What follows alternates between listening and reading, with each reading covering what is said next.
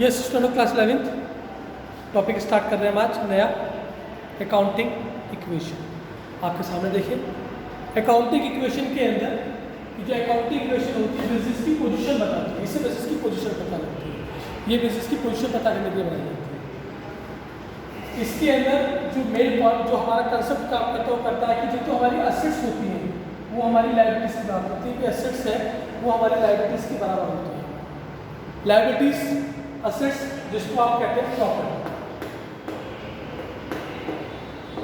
जो हमारी प्रॉपर्टी होती है असेट्स। लायबिलिटीज जो कि हमारे होते हैं उधार। उधार को दो हिस्सों में तोड़ दिया है। एक होती है इंटरनल लायबिलिटी जो बिजनेस के अपने घर के उधार होते हैं, जिन्हें आप जो कहते हैं मालिक का उधार होता है, जिसे आप कहते हैं कैपिटल। एक होता है एक्सटर्नल लायबिलिटी जो बाहर वालों को उधार होता है, जो पैसा हमें बाहर वालों को देना होता है, उसे आप कहते हैं एक्सटर्नल लायबिलिटी या आउटसाइड लायबिलिटी। कैपिटल के अलावा जितनी भी लायबिलिटी होती है सब आउटसाइड लायबिलिटी होती है। इस प्रकार इक्वेशन बनती है आपकी, वो बनती है assets is equal to capital plus outside liability. जो असेट्स है वो आउटसाइड लायबिलिटी के आपकी बराबर होती है। इसी कंसेप्ट पर आपको काम करना है। इसके अंदर जो रूल्स हम नॉर्मली फॉलो करते हैं उसमें पहला रूल होता है कि अगर क्वेश्चन में एक्सपेंस दे रखा हो, लॉस दे रखा हो या ड्रॉइंग्स दे रखा हो, इन सब को हम कैपिटल में से माइनस करते हैं, यानी इसमें से माइनस करते हैं। दूसरा, अगर क्वेश्चन में इनकम दे रखी है या क्वेश्चन में प्रॉफिट दे रखा है, इन सब को हम कैपिटल में प्लस करते हैं। ये इसका रूल है।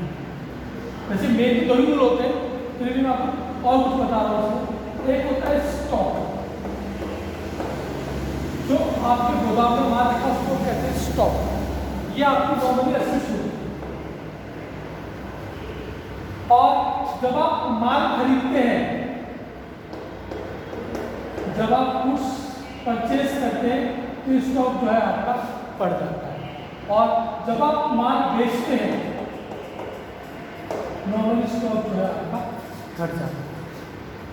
इसके अलावा वैसे कॉमन बात है, जब आप उधार माल बेचते हैं इससे आपके डेटर्स बढ़ते हैं। डेटर्स जो कि असेट साइड है, और जब आप उधार माल खरीदते हैं तो इससे आपकी क्रेडिटर्स बनते हैं जो कि आपकी लायबिलिटीज है।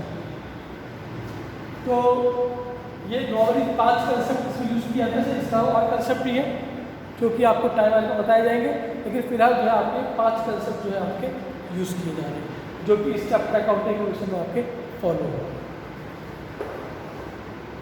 अब इसके अंदर आपको मैं बता दूं ये असेट्स लायबिलिटी चैप्टर की असेट्स क्या लायबिलिटी क्या है, तो इसको हम कहते हैं बैलेंस शीट, जिसको हम कहते हैं पोजीशन स्टेटमेंट, जो कि किसी भी बिजनेस की पोजीशन शो करती है। इस बैलेंस शीट के अंदर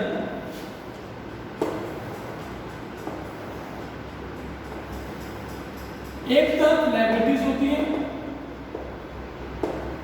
इनकी अमाउंट, एक तरफ एसेट्स होती है और इनकी अमाउंट।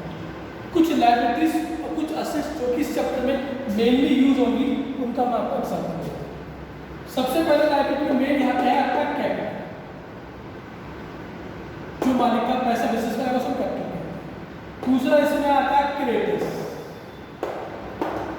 जिसे हमने उधार माल खरीदा जिसको पैसे देने हैं वो होते हैं हमारे क्रेडिटर्स। इसके अलावा क्या आते हैं outstanding expense, OS denote for outstanding. Outstanding ऐसे खर्चे जो कि देने बाकी है, काम करा लिया गया है पर पैसे अब तक नहीं दिए गए, उनको हम कहते हैं आउटस्टैंडिंग एक्सपेंस। फिर यहाँ पे आती है इनकम रिसीव इन एडवांस। ऐसी इनकम जो आपको एडवांस रिसीव हो गई है उसको हम कहते हैं इनकम रिसीव इन एडवांस। इसके अलावा यहाँ पर आते हैं आपके लोन, जितने भी आपके उधार है वो सब लोन जो है आपके यहाँ पर शुरू होते हैं। इसके अलावा यहाँ पर आपका जो मेन एक और आपको दिखाई देगा वो होता है सिक्योरिटी डिपॉजिट। अगर आपके पास किसी ने अपनी सिक्योरिटी रख रखी है तो सिक्योरिटी डिपॉजिट भी आपकी लायबिलिटी है। कुछ असेट्स कैश, अगर आपका बैंक में अकाउंट है तो बैंक, डेटर्स जिन्हें आपको उधार वाले जिससे आपको पैसे लेने हैं, स्टॉक। अच्छा, इसमें आउटस्टैंडिंग एक्सपेंस और इनकम रिसीविंग एडवांस थोड़ा ध्यान देना इन पर, ये थोड़े क्वेश्चन को गलत कराने की काफी कोशिश करते हैं।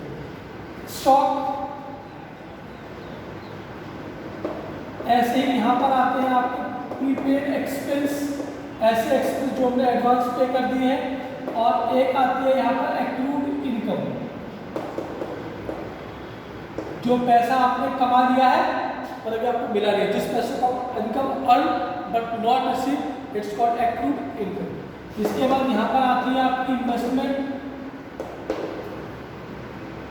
Plant and machinery, furniture, vehicles और बहुत असेट्स होती है। कुछ मेन असेट्स जो है मैंने आपको इसमें बताई है आपकी। अब कल को हम इस चैप्टर के न्यूमेरिकल से स्टार्ट करेंगे, इन रूल्स को फॉलो करके तब तक आप इन सबको पढ़ के इनसे अब दिमाग के अंदर बिठाएगा, तो हम कल जो है इसके न्यूमेरिकल स्टार्ट करेंगे। ओके।